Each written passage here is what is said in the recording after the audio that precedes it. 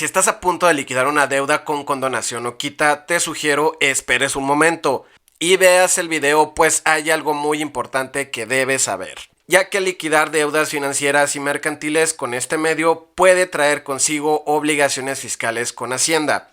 Quédense en este video, pues daremos una repasada al tratamiento fiscal de condonaciones y quitas, tanto para personas físicas y morales, ya seas deudor o acreedor. Este es Supercontador.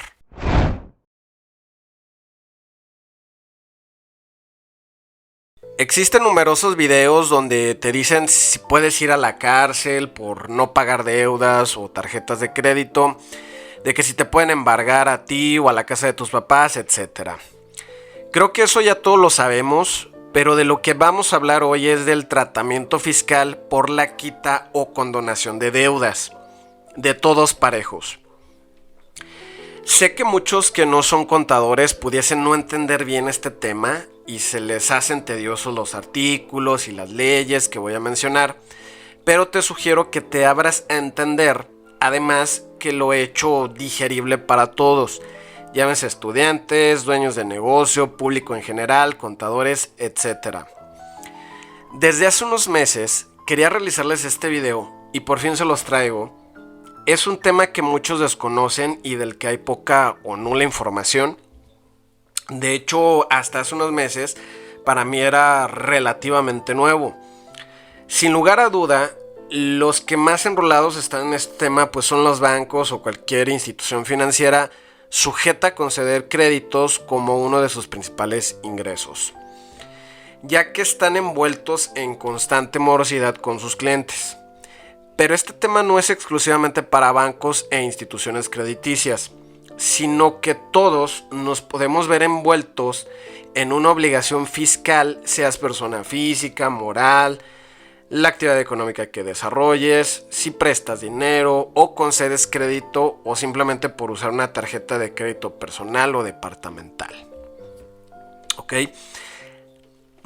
A mediados del año pasado me llegó un cliente con una gran deuda con dos instituciones bancarias. Me lo pasó una amiga colega que se lo pasó otro amigo colega porque no sabían qué tenían que hacer. La deuda era con HSBC y Scotiabank por dos tarjetas de crédito precisamente. La de HSBC ascendía a una deuda total de 267,564.32 pesos. Y la de Scotiabank por 224,176.99 pesos. ¿Ok?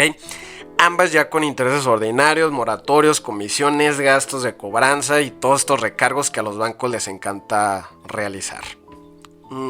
Este cliente llegó un tanto preocupado porque ningún contador quería ayudarle, o más bien no sabían cómo. Pues me comentaba que después de un esfuerzo de años ya tenían para liquidar ambas deudas, pero con quita. Yo le dije que, pues, ¿cuál es la preocupación? Si es que ha llegado a un acuerdo, pues bien por usted, ¿no? Lo único que puedo decirle es que al liquidar de esa forma, pues va a seguir permaneciendo en buro de crédito. Pero me dijo que esto no era lo que le preocupaba, sino la obligación de pagar impuestos por dicho descuento, ya que era un perito evaluador inmobiliario que facturaba honorarios y por ende persona física con actividad empresarial y profesional. Admito que este tema de cuentas incobrables y su manejo solo me había tocado verlo desde la perspectiva de una persona moral.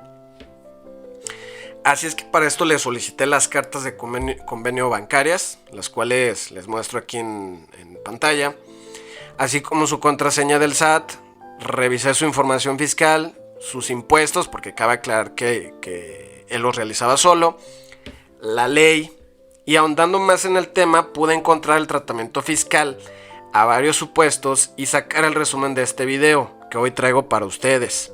Aquí tenemos una pequeña tabla con los regímenes fiscales desde la perspectiva deudora para ver qué es lo que pasa cuando liquidamos con condonación o quita, y acreedora, es decir, qué pasa cuando no nos pagan o nos pagan parcialmente.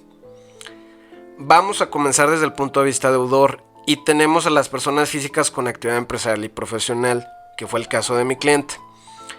¿Qué es lo que nos dice la ley? Para esto nos iremos al artículo 101, fracción primera de la ley del ISR y dice: de los ingresos grabados.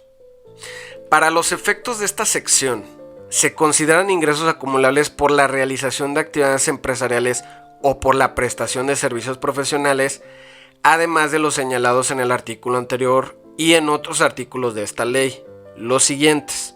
1. Tratándose de condonaciones, quitas o remisiones de deudas relacionadas con la actividad empresarial o con el servicio profesional, así como de las deudas antes citadas que se dejen de pagar por prescripción de la acción del acreedor, la diferencia que resulte restar del principal actualizado por inflación, el monto de la quita, condonación o remisión, al momento de su liquidación o reestructuración, siempre y cuando la liquidación total sea menor al principal actualizado y se trate de quitas, condonaciones o remisiones otorgadas por instituciones del sistema financiero. ¿Qué es lo que nos dice el artículo en pocas palabras? Que cuando tengas este régimen y hayas utilizado el crédito que se condona para tus operaciones, tendrás que acumular como un ingreso la parte no pagada, es decir, condonada, no sin antes actualizarla de acuerdo con el INPC al momento de esta. Ejemplo, tienes una deuda de 30,000, te condonan 20,000, entonces los 10,000 pesos tendrás que considerarlos como un ingreso y aplicarle las respectivas tablas del ISR del periodo del que se trate. Ojo, siempre y cuando sean deudas de carácter financiero como bancos y sofipos. Ahora, si son deudas de carácter mercantil o ajenas a instituciones financieras, etc., dice más abajito: en el caso de las condonaciones, quitas o remisiones de deudas otorgadas por personas distintas a instituciones del sistema financiero, se acumulará el monto total en dichas condonaciones, quitas o remisiones. En pocas palabras, lo mismo de arriba, pero sin actualizarlo acorde a la inflación. Por su parte, las personas físicas en general, el capítulo 9 del título 4 de los demás ingresos que obtengan las personas físicas, artículo 142 señala lo siguiente: se entiende que, entre otros, son ingresos en los términos de este capítulo los siguientes. 1. El importe de las deudas perdonadas por el acreedor o pagadas por otra persona. Y sé que esto puede ser debatible, ya que en la mayoría de los casos una persona física X ni siquiera sabe y ni le interesa, mucho menos declarará como un ingreso la condonación. Lo que menos quiere al momento es saber de más deudas al momento de pagar, ¿no? Y creo que en el entendido de cualquier otra persona física como recicos, RIF, etc., se optaría de igual manera por ignorar tal obligación, ya que la ley expresamente no lo señala en este artículo, aunque implícitamente al tratarse de los demás ingresos que obtengan las personas físicas, como dice el artículo 141. Las personas físicas que obtengan ingresos distintos de los señalados en los capítulos anteriores los considerarán percibidos en el monto en que al momento de obtenerlos incrementen su patrimonio. ¿Y quiénes son personas físicas? Pues todos, estén o no inscritos en el RFC. Y si no me creen, veamos este folleto virtual de la página del SAT, nos dice textualmente: conoce el régimen de los demás ingresos que obtengan las personas físicas. Es aquel en el cual las personas físicas obtienen ingresos distintos a las correspondientes en los demás regímenes fiscales que existen para las personas físicas, como ingresos por deudas perdonadas, ganancias cambiarias, derechos de autor percibidos, etc. Si obtienes ingresos de este tipo, debes de declararlos, y si no estás inscrito en el RFC, debes inscribirte. Recuerda realizar el pago a cuenta del impuesto anual y presentar la declaración anual. Y si por el ingreso que obtuviste te retuvieron el impuesto, deben emitirte un comprobante fiscal que ampare los pagos y retenciones. Como persona física podrás considerar en tu declaración anual deducciones personales como gastos médicos, hospitalarios, dentales, etc. Y dirás, el SAT ni se va a enterar que pagué con quita. Pues no están muy lejos de que las comiencen a rastrear, pues ya que las condonaciones deben estar amparadas con un CFDI de parte del acreedor, tratándose de persona moral, y ahorita vamos a ver bien ese punto. Recicos, personas morales. Este lo vemos en el artículo 207 de la ley del ISR. Señala lo siguiente: tratándose de condonaciones, quitas o remisiones de deudas o de las deudas que se dejen de pagar por por prescripción de la acción del acreedor, se considerará ingreso acumulable la diferencia que resulte de restar del principal actualizado por la inflación, etc. Es prácticamente lo mismo que la persona física, actividad empresarial, hay que actualizar la deuda y después restar la condonación y esta última acumularla. Por último, tenemos las personas morales, pues el artículo 17 fracción 4 nos señala como acumulables los ingresos derivados de deudas no cubiertas por el contribuyente en el mes en el que se consume el plazo de prescripción o en el mes en el que se cumple el plazo a que se refiere el párrafo segundo de la fracción 15 del artículo 27 de esta ley. En resumidas cuentas, absolutamente todos tienen que pagar impuestos por estas condonaciones y o quitas. Y es que el ISR es fiel a su naturaleza, la cual es todo incremento de patrimonio se considera un ingreso. Y sé que te preguntarás, ¿cómo es que no pagar un crédito incrementa mi patrimonio? Pues precisamente porque has adquirido bienes muebles o inmuebles que al final no pagaste y que al venderlos tú puedes hacerlos efectivos, es decir, cash de manera inmediata. Aunque se escuche mal, es como robar, ¿no? Un día tienes 0 pesos y al otro 1000. Ahora, trasládalo al valor de materiales, que es al final patrimonio, es enriquecimiento. Que lo dejé de pagar porque no tenía dinero, me quedé sin trabajo, que no fue con dolo, con intención, es que quebró mi negocio. Aunque bien es cierto que hay ciertas regulaciones, para cuando una persona o negocio está en quiebra hay que tener mucho cuidado y asesorarse bien legalmente en este supuesto. Pero por lo pronto todo aumento de patrimonio la autoridad lo presume como un ingreso. Ya otras autoridades se encargarán de determinar si es lícito o ilícito y si hay repercusiones legales, pero por el momento esto le compete a Hacienda. Ahora nos damos como acreedores, es decir, cuando tú otorgas crédito y no te pagan o te pagan parcialmente. ¿Qué es lo que pasa? Y en este punto nos iremos un poco más rápido ya que solo uno cambia, que es el de persona moral. Dice así: las personas físicas, actividad empresarial y profesional no pueden hacer deducible una deuda incobrable, ya que recordemos que se manejan conforme a flujo, es decir, ingresos efectivamente cobrados.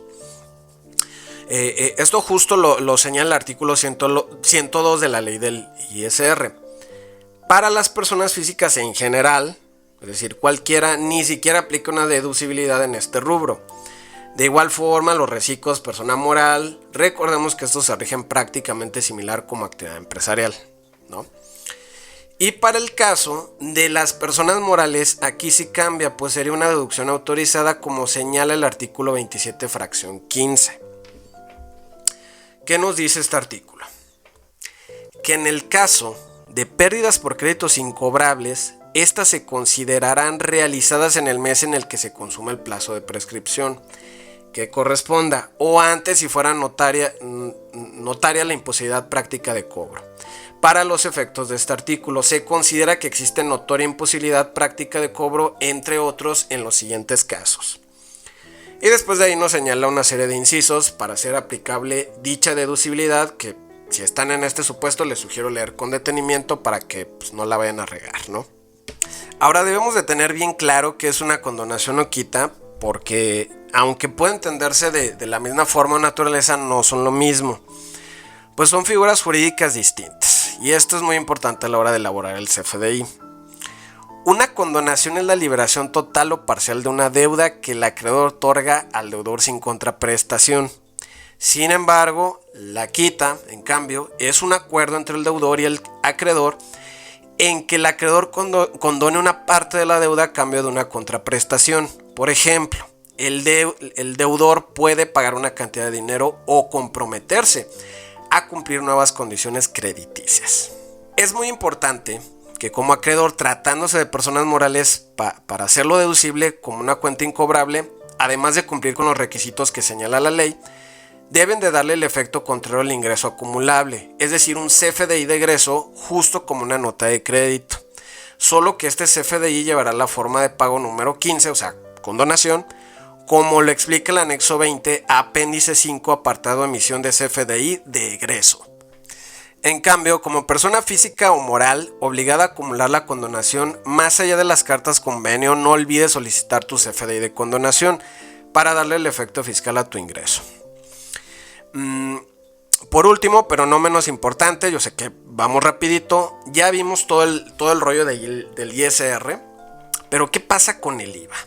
Pues muy sencillo, el IVA se va a acreditar o trasladar cuando la contraprestación sea efectiva, es decir, lo realmente cobrado y o pagado, justamente como es la naturaleza del IVA. Y precisamente es el mismo CFDI de condonación el cual nos dará este efecto.